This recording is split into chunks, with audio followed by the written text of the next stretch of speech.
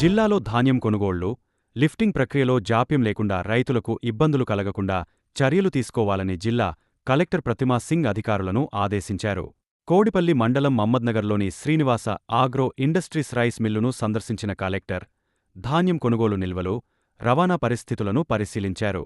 27,314 మంది రైతుల నుంచి 1,20,000 మెట్రిక్ టన్నుల ధాన్యం కొనుగోలు చేసినట్లు తెలిపారు.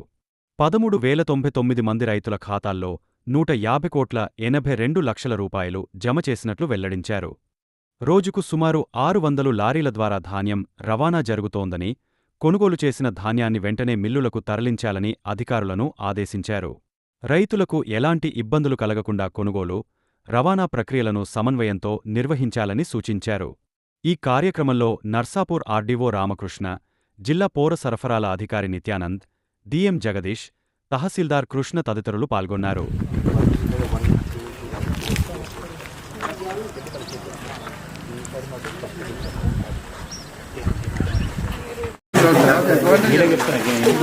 ఇప్పటివరకు 16% మిషనరీ ఉంది. 16% అయినా నువ్వు వెబ్సైట్ ఎక్కడ పెట్టినావు 10% నీకు 5% నీకు అడ్వాంటేజ్ అవుతుంది కదా.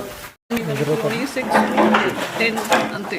దాంట్లో కూడా 2 ట్రాక్టర్స్ ఉన్నాయి, 2 డీసీలు ఉన్నాయి, లారీ కూడా ఈరోజు కూడా ఓన్లీ ఇప్పటివరకు 214 అంతే.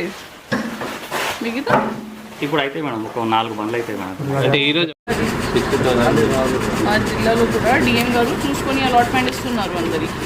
అట్లాంటివి లేదు, మీ కెపాసిటీ కంటే ఎక్కువ ఇస్తారు, అట్లాంటివి లేదు.